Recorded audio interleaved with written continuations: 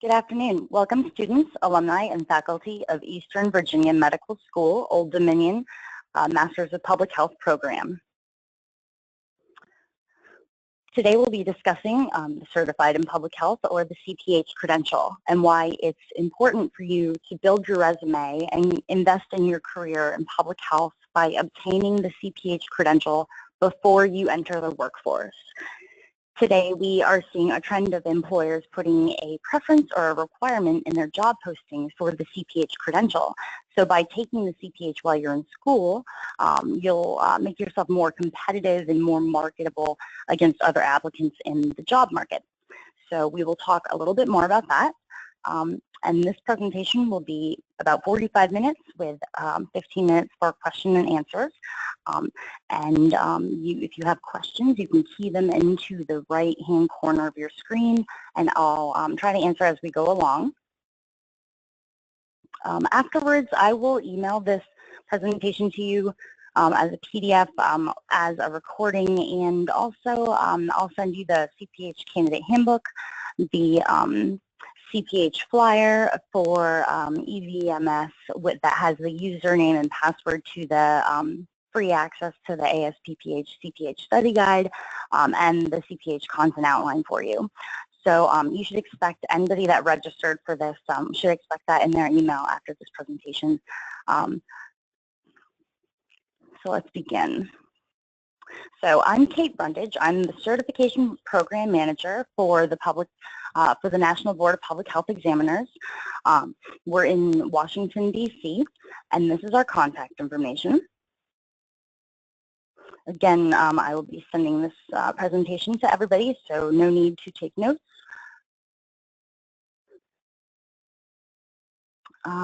Today we are going to talk about the history of MD-PHE, some statistics and growth, why the CPH, benefits and testimonials, our pilot program, and some findings, a snapshot of employers, and these are employers that are seeking the CPH credentialed individuals.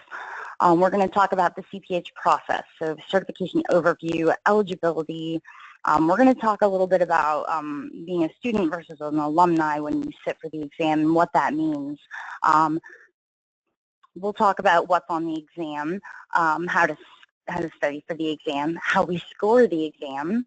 We'll talk about study resources, the fees and discounts, along with, we'll wrap up with CPH recertification, so what you need to do after you're certified.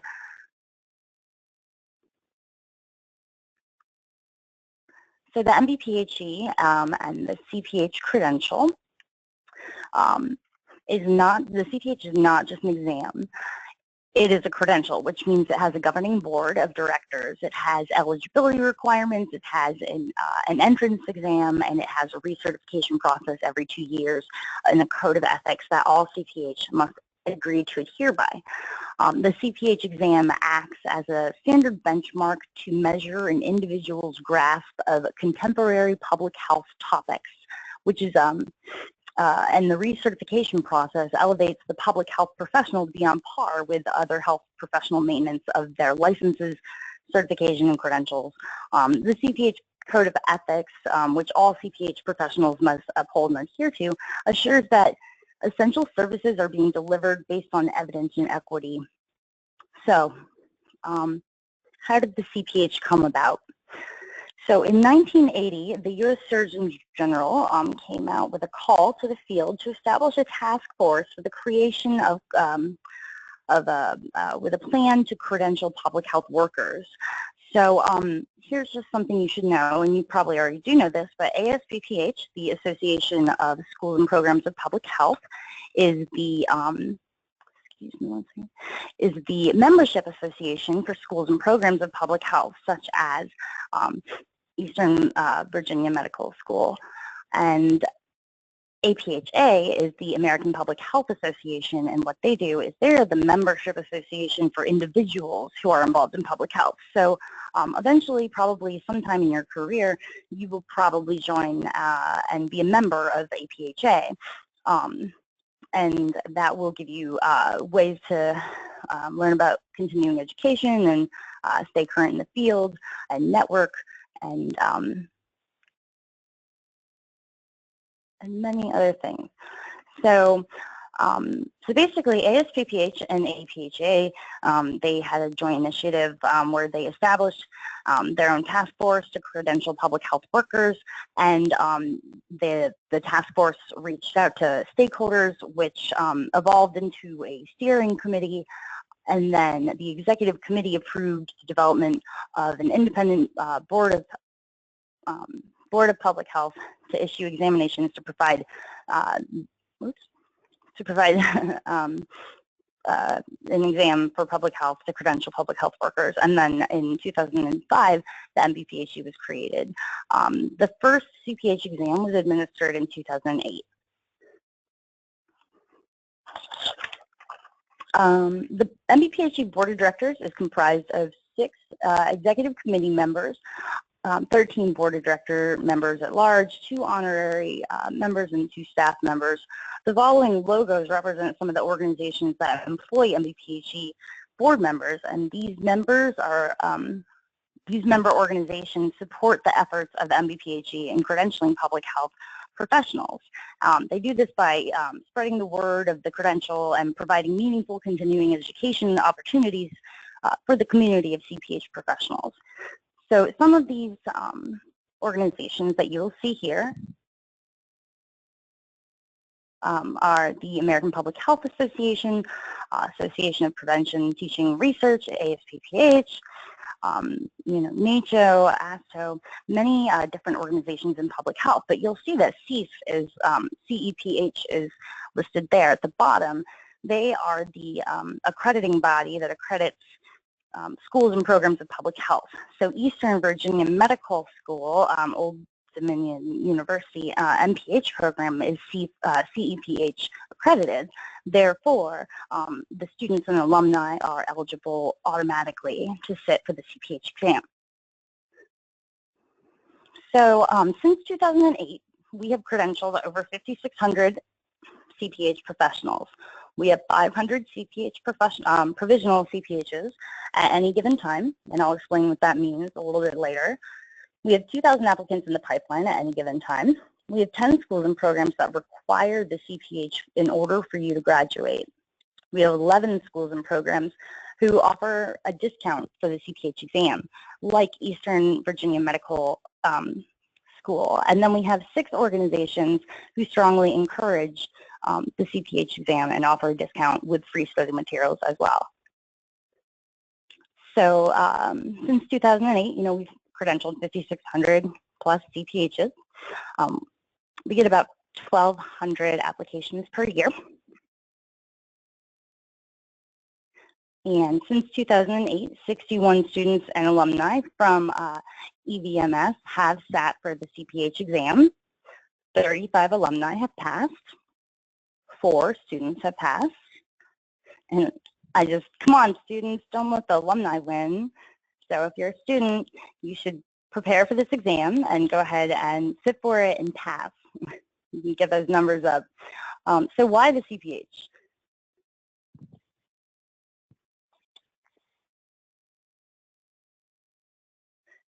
The Certified in Public Health credential is the only credential of its kind for public health that demonstrates not only your knowledge of key public health sciences, but also your commitment to the field through continuing education focused on emerging and established public health issues.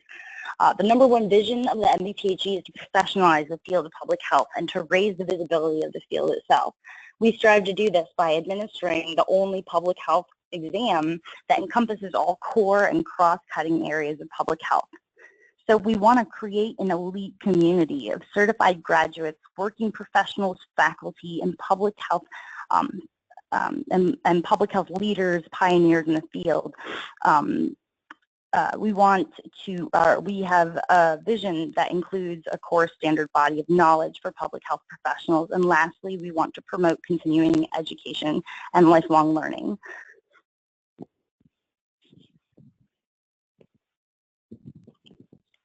There are many reasons to get certified. Public health professionals need to stay at the forefront of their field. This is accomplished by thoroughly understanding the interaction between the different specialized areas of public health, learning new strategies to cope with disasters, and constantly working to stay ahead of any threat. The CPH credential helps public health professionals to achieve these evolving goals. So I have some testimonials here, but basically the CPH shows public health experience by evidencing mastery of core sciences of public health. It demonstrates commitment to public health beyond your academic training. So if somebody is, it's also being used as a hiring tool. So if somebody has a resume that is exactly the same as yours, an MPH or a DRPH, and you have the CPH and they don't, you're going to get the job. It means that you took time to study and prepare on your own and go on the weekend, on your free weekend, and sit for an exam to show that you're serious about public health. So it certifies your commitment to the field. It raises the bar in public health by increasing professionalism, creates more awareness of the importance of quality public health workforce, and makes you stay current on best practices.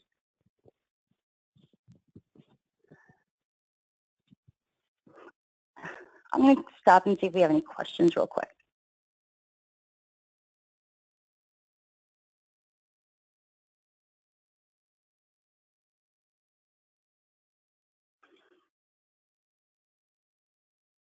Okay, we don't have any questions. So I'm going to go on. I'm going to talk about our pilot program.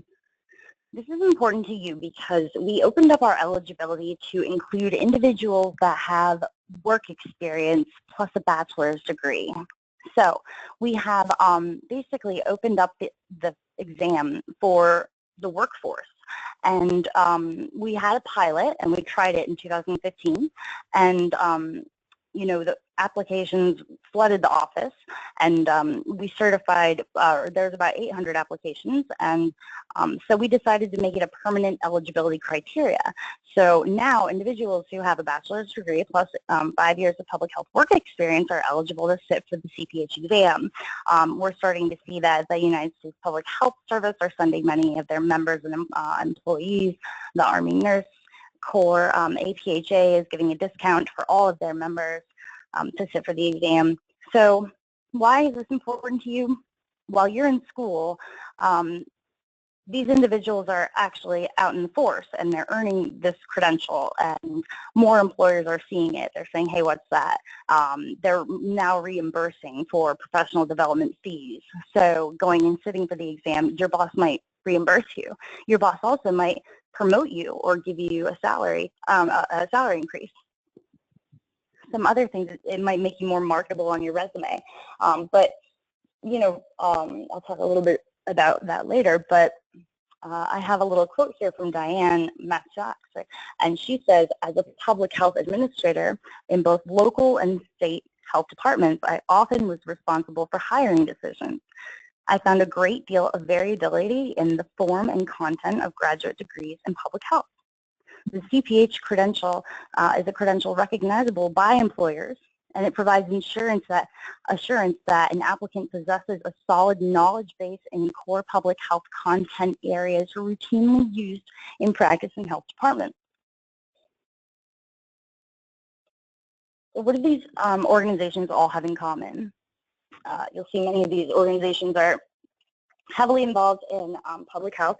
You'll see APHA, CDC, NACHO, and ASPPH. Oh, my computer just froze. Sorry, 1 second.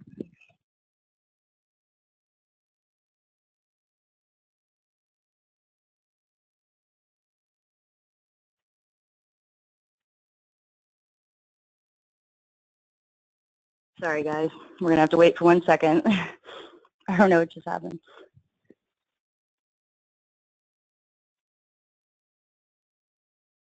Okay.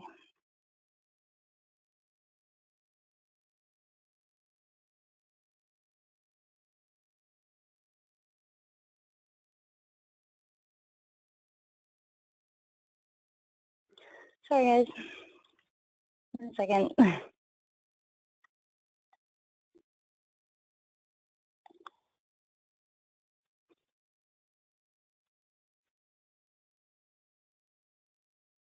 Okay, so basically all of these organizations want all of their employees to get CPH certified. We're starting to see more organizations are coming to us and saying that they want their entire department certified, and so we're seeing large groups who are going ahead and promoting the credential within the organizations that they work at. So evidence of mastery in core sciences, core skills and knowledge. This is Tanya Smith. She's a lieutenant from the United States Public Health Service, and she was a member of our pilot cohort. She passed the CPH exam, and she said that though I don't hold an MPH, I bring many years of invaluable real-world public health experience to the table. I reviewed the ASPPH CPH study guide as well as other study resources. 3 months later, I successfully passed the first exam to be offered to candidates based solely on prior work experience, and it has been my one of my proudest professional accomplishments.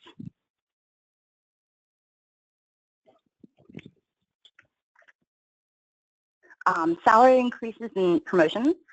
This is Laura E. Ricardo from the Army Nurse Corps.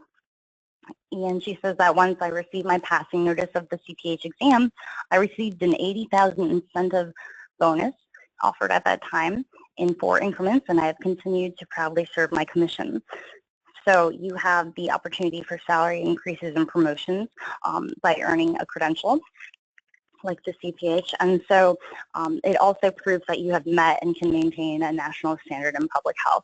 So Patrick Harper just says that my CPH affirms that I possess the means to positively change lives, and it motivates me to remain dedicated to doing just that.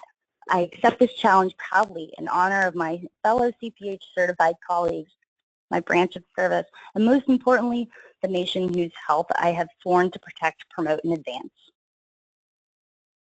So employers are actively seeking CPH professionals right now to work in public health.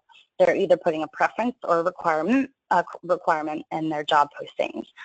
And so as a student who might be interested in looking for work after school, or if you're an alumni on the call and you are looking for work, you could check out ASPPH's publichealthjobs.org.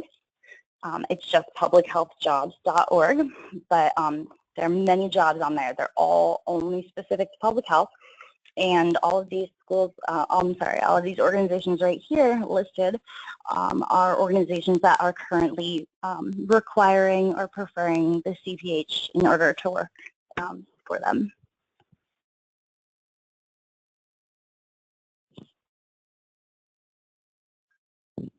Okay, the CPH process. The CPH process begins with eligibility, so you need to determine whether you're eligible to sit for the exam under the 4 pathways that we have. I'll go through them quickly because I know that you guys are already eligible. But basically, all students and alumni of CPA accredited schools and programs of public health are eligible to sit for the CPH exam. I see that there's a question. And we will get to that in 1 second. So so eligibility, the students and alumni of CPA accredited schools and programs of public health are eligible to sit for the exam, as well as working professionals. The exam is 200 questions with 12 domain areas, and then you recertify and you sign the Code of Ethics every 2 years. We're also a proud member of the Institute for Credentialing Excellence. There was a quick question about whether the difference between the CPH and the CHES. Just so I can see if I get the question right. So she was wondering, Linda is wondering what the difference is between the Certified Health Education Specialist Certification and the CPH.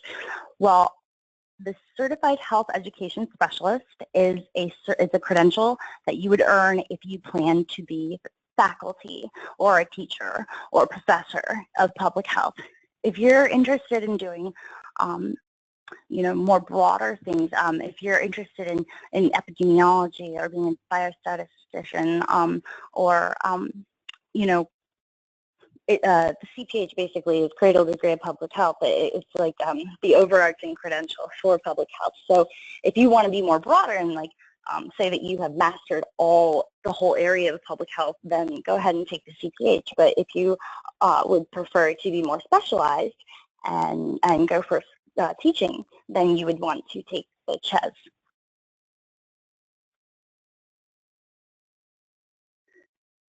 Okay. And another question was, would it be beneficial to have both degrees? And I assume she means both credentials, but yes, it's always good to have both, sure. But I mean, if it was up to me, I would go with the one that is more overarching rather than specialized. However, you know, it's your call. However, while your school is offering it to you, you should jump on board for the CPH. But so Eastern Virginia Medical School is offering a discount for their alumni to sit for the CPH exam. All graduates are eligible. All students are eligible to sit for the exam who are enrolled in the core courses of biostats, epidemiology, environmental health, health policy management, and social and behavioral sciences. And we already talked about those working individuals, a new category. But so the difference between provisionally certified and active. When a student, actually there's one question, we'll answer that right before okay. So there's a difference between those students and when a student sits for the exam and when an alumni sits for the exam. So when when an alumni sits for the exam and they pass, they're automatically an active CPH. They'll get their username and password to the CPH Recertification portal.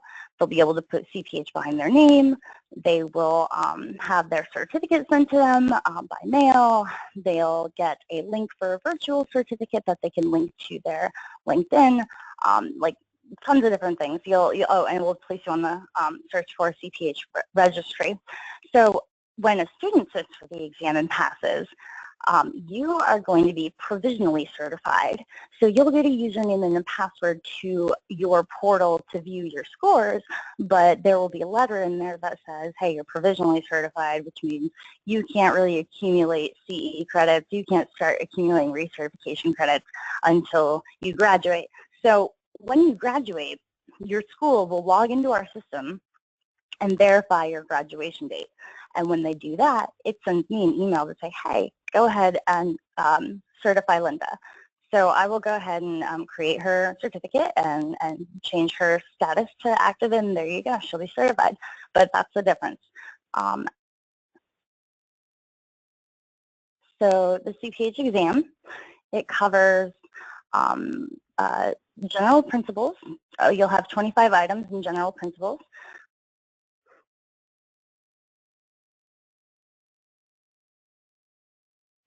In the core areas, you'll have 30 items in biostatistics, 30 items in epidemiology, 30 items in environmental health sciences, again, 30 items in health policy and management, and the same 30 items in social and behavioral sciences.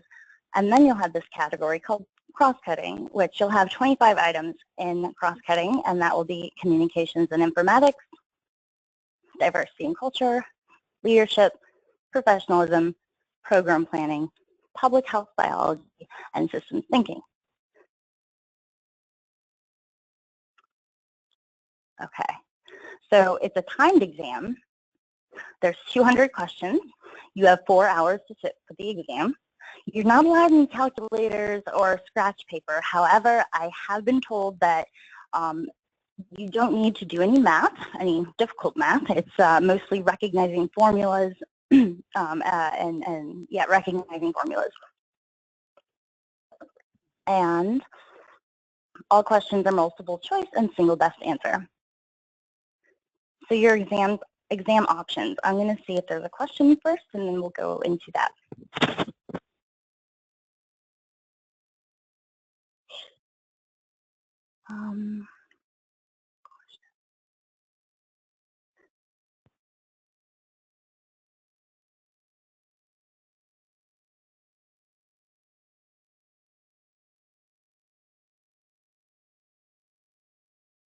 Okay, so there are two ways to sit for the exam. There's computer-based and then there's paper-based.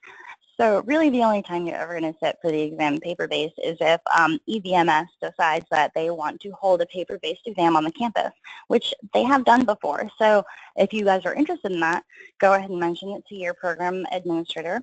We could set up a paper and pencil examination, and you guys could all sit for the exam together, and then your scores would be mailed to you a few weeks later.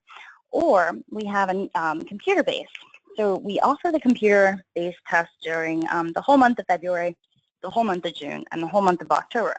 However, there are rumors that we may be offering the exam all year round soon. So you may be able to take it by the computer anytime you want.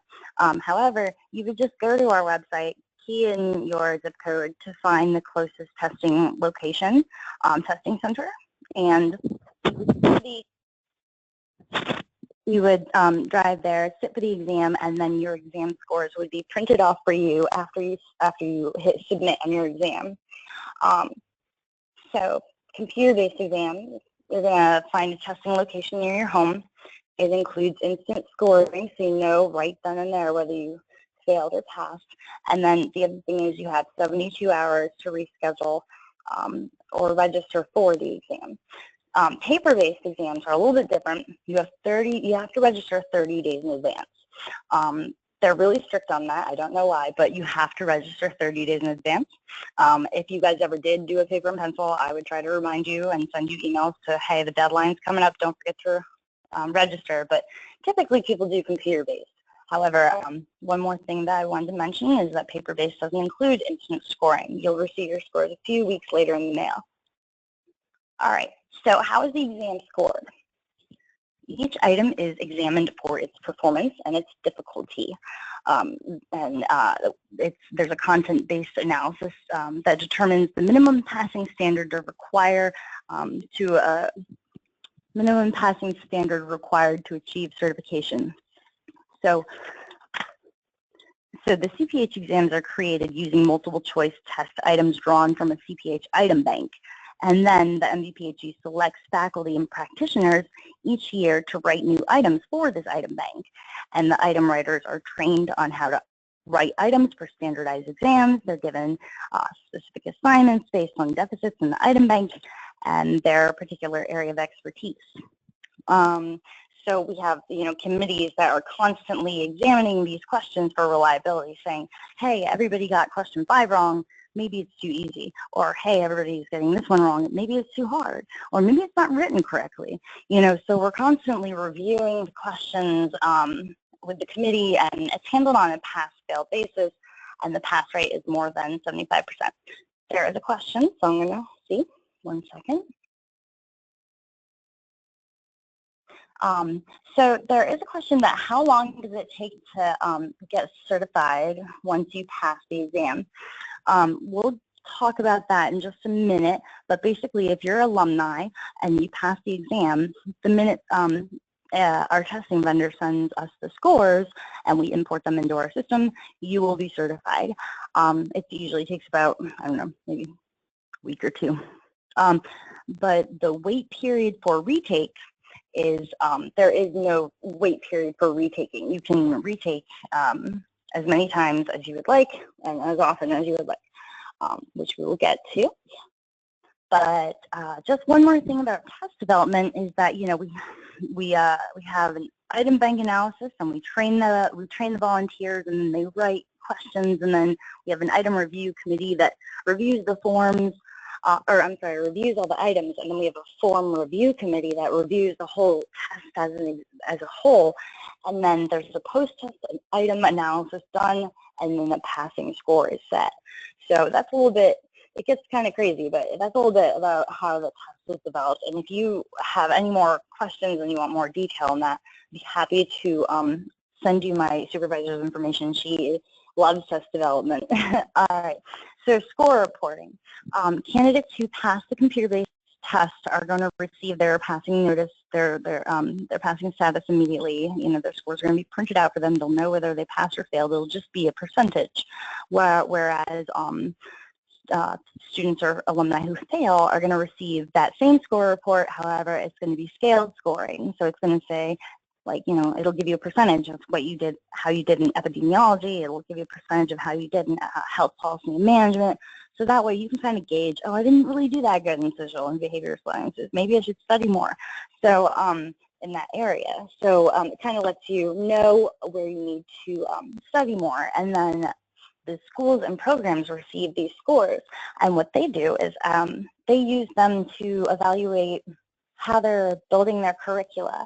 You know, if all of their students are not doing very well in epidemiology, then they know that they need to beef up that section. And so that's how these score reports are kind of being used these days. Like at the University of South Florida, they're using these to kind of beef up their curricula. So registering for the exam. All right, so how to apply for the exam. So when you go to our website, you're going to see register now, and when you click on it, it'll take you to a page that looks like this. Well, it might. We're kind of redesigning everything right now, but basically you're going to see a button that says either apply now or register now. You go there and you'll pick student and alumni. You don't want to pick the work eligibility. It's a different application. So you'll pick student and alumni. And our testing vendor is PSI. So when you select that student and alumni, it's going to kick you over to our testing vendor's website. And that's where you'll create an account online. From there, after you select Eastern Virginia Medical School in the drop-down, it's going to recognize that you guys are a group that is participating in the discount program. So it will register that you pay the discounted price for the exam. And what will happen is after you register and you pay, your school will get an email to log into our system and verify that yes, you are either a student or yes, you are an alumni of their school. And once they verify that piece of information in our system, it'll automatically generate an email to you to prompt you to log into the system and to schedule your exam.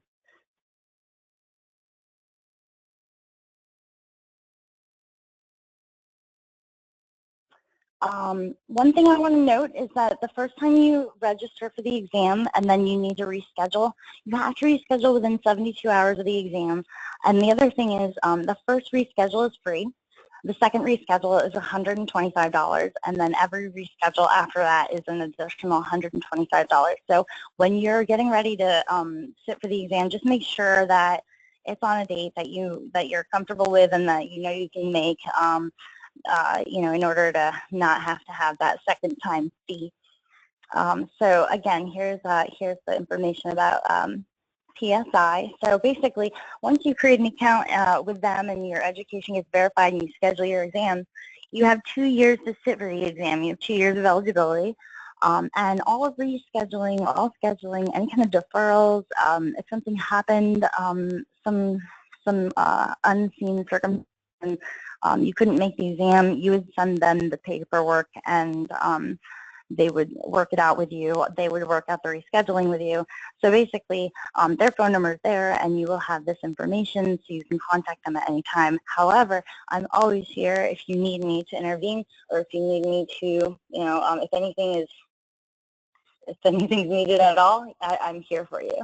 So again, there's that reschedule information just because I hate when people find out that it's 125 and they don't know.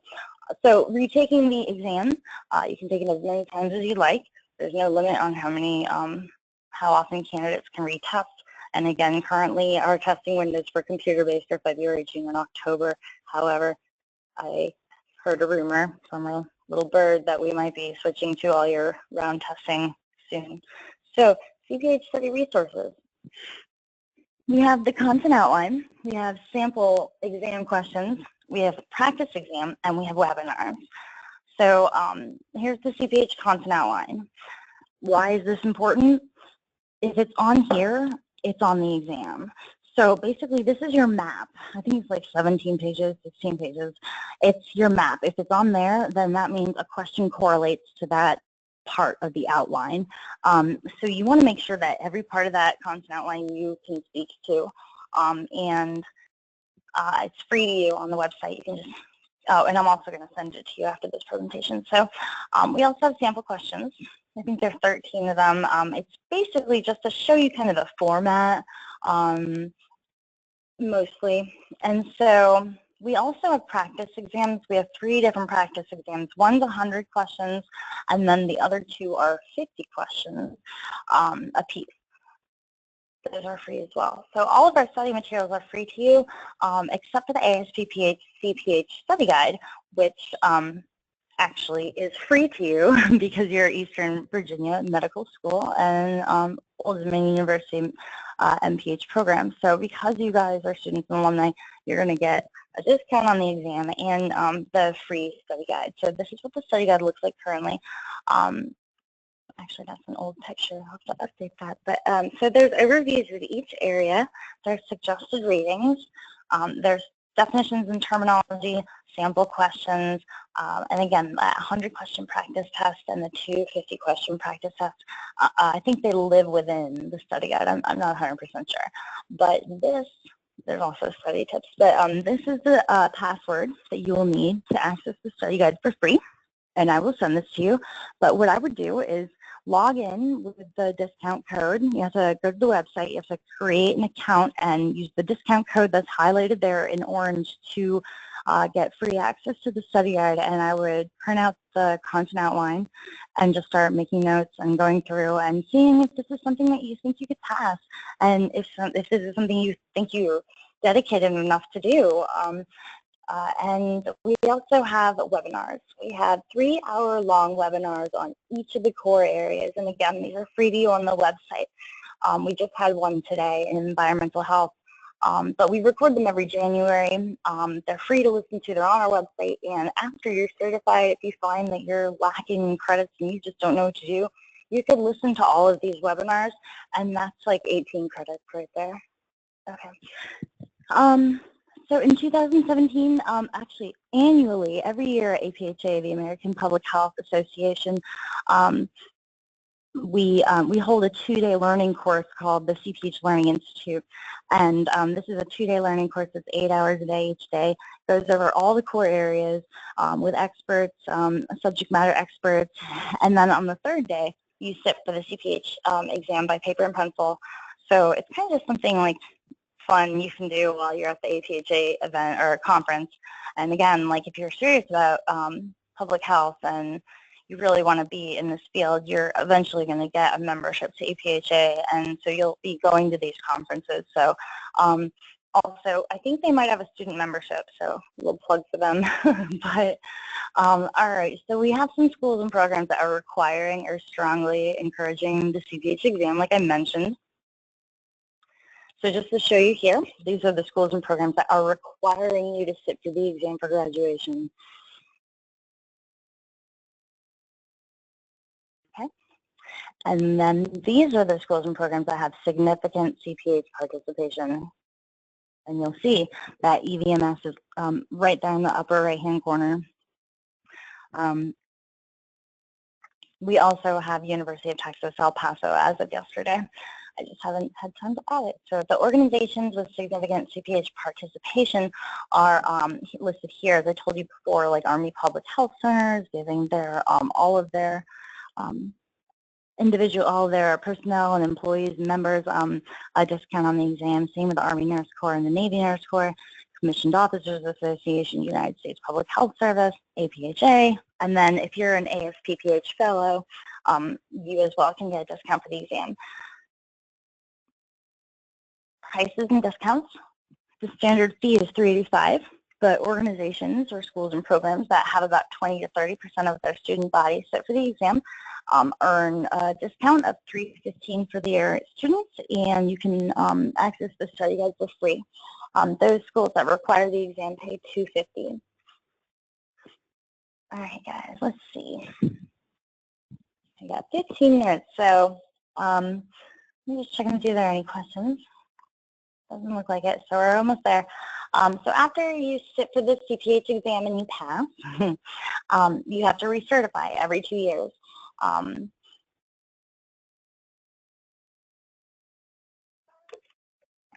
We have an online reporting portal, and you self-report your credits in your personalized, individualized portal, where your scores will live and many other things. But you have to report 50 CPH recertification credits every 2 years and pay the $95 maintenance fee every 2 years. And so some of the certification activities that you can do include college courses. So, you know, if you earn this, if you get the CPA, if you pass the CPH while you're in school and you're provisionally certified, and then you graduate, and we send you your information to track credits in the system, you could track your last semester courses as recertification credits. So you're already kind of ahead, because one public health course, anything related to public health, like a course, would count for 15 credits. So that's a lot. Then conferences and professional events, that's our typical rule of thumb is 1 CPH credit per 1 hour of attendance. So up to 8 hours a day. So if you attend any of these conferences and network and all of those sorts of things, you can earn continuing education credits that will go towards CPH recertification. Same thing if you're teaching or volunteering, sitting on a board or a committee. If you write questions for the CPH exam, or if you write questions for the CPH study guide, medical residencies, dissertations, there's many things, podcasts, webinars, lots of things you can do, many free things too, so it doesn't have to cost money. So this is what the portal looks like at the moment. And you'll see here that you can, at the bottom left hand, you can find credits and providers, you can report your activity, you can request an extension, and you can see your recertification history. There's a pie here, and it says total credits required 50, and it's all full because it says other credits. You'll see it says 54. Now, what does that mean? So you can, we allow you to report credits that aren't pre-approved. Like the National Board of Public Health Examiners approves certain organizations like CDC and like FDA to when they put on their courses and their webinars, they're pre-approved for CPH recertification. But if you attend an event that isn't pre-approved and you want credit for it, either A, we can contact that, or I'll be happy to contact the organization to ask them if they'd like to become a pre-approved provider of CPH recertification credits, but also you can count it. We don't, you know, you're allowed to count things that are not pre-approved as long as they relate to public health in some way. We don't, you know, it's not a big deal. As long as you're doing things in public health, that's what we care about. You can see at the top, you can see my certification tab is basically your score report. The My Profile tab is if you have to update your contact information. There's a user manual, frequently asked questions. You'll see under the name Cynthia Pewitt, there are digital badges, and then we will talk about that in one second. So within the portal, you can find credits. This is kind of what it looks like. But some pre-approved providers are listed here, like if you went to the Association of Public Health Nurses conference up in San Diego in a couple months, you know, you could count credit for that. You can, you know, anything related to public health. And also, it doesn't have to be just biostatistics, epidemiology. It can be professionalism or leadership. So I can go and sit for another certification for Six Sigma, which has nothing to do with public health, but it has to do with leadership and professionalism, and I can count 10 CPH recertification credits for earning that. So there's a lot of flexibility. And our goal is to increase engagement of CPHs. And we do that with digital badges, and digital badges are a visual representation of a skill or achievement.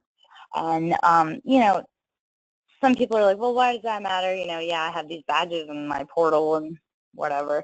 But the thing is, when you go to our Find a CPH registry, if an employer goes to our Find a CPH registry and types in your last name to verify that you are a CPH professional, those badges will show up, and they might say, hey, that's kind of interesting.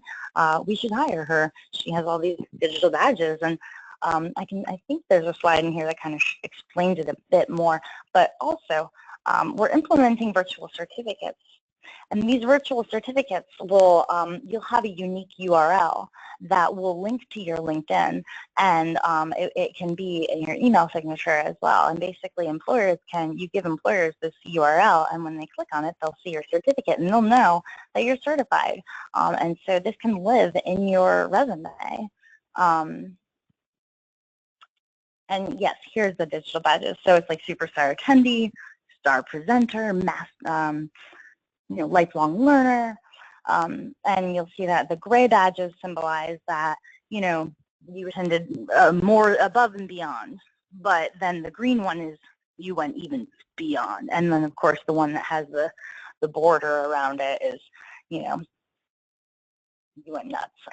So find a CPH registry is, it looks like this, and so an employer, let's say Deborah Barnes Josiah, they typed in her name, and this comes up, and they see her number, her MBPHG number, which is like her CPH number. They'll see that she's active. They'll see her digital badges, and then they can also print her actual certificate cover letter, which is an official letter that says, hey, this person's certified and through these dates and that sort of thing. Kind of neat. Also, here's an example of the CPH certificate that you'll receive by mail, embossed with the seal. We also have CPH merchandise. You can buy a bag, a mug. I like the notebooks, but I think there's hoodies, everything. So that's kind of cool. And then we also have Facebook and LinkedIn. So we have a Facebook group that's open to everybody, anybody. But our LinkedIn group is special just for CPH professionals. It's a closed group, and so we post things within that group that you guys are interested in. Like, hey, there's a conference coming up in your area. Maybe you should go to get recertification credits. Or, hey, did you know this? Or we're nominating or self-nominate yourself to become a board member, what have you. Like, it's more geared towards CPH professionals. Oh, you're also going to get a CPH Weekly Newsletter from me. With all kinds of news updates and recertification opportunities. And I just threw this in here, but the next computer-based CPH exam is June 1 through 30 at the time being. We might go to all year-round testing, so stay tuned, but at the time being, the next exam is in June. So if you're interested, please sign up, and if you need any help at all, please contact me. I'm happy to help. So I see that there are some questions. Let's go ahead and do that. We got 10 minutes left.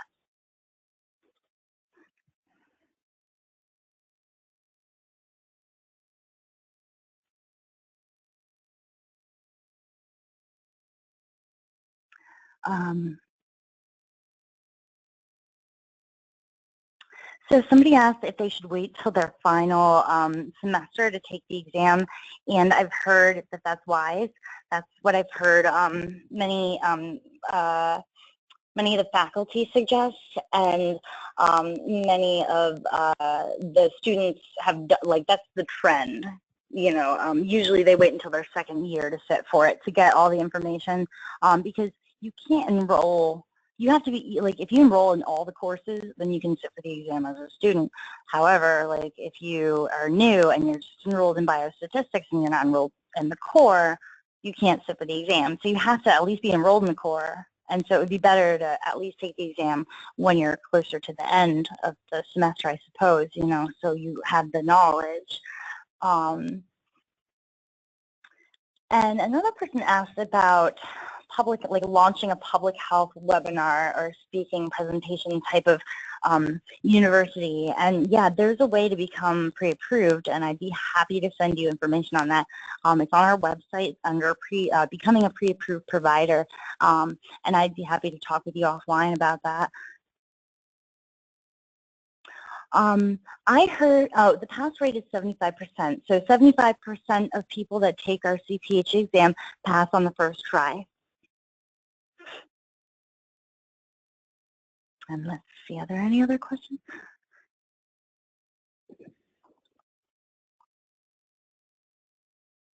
Okay, well, it doesn't seem like there are any other questions. I want to thank you very much for attending my presentation. I hope you sit for the exam, and if you have any questions at all, please contact me. I'm happy to help, and I will go ahead and get you guys this presentation after it is converted, and I will get all those documents to you. So go ahead and please have a great day. Thank you so much for joining. Goodbye.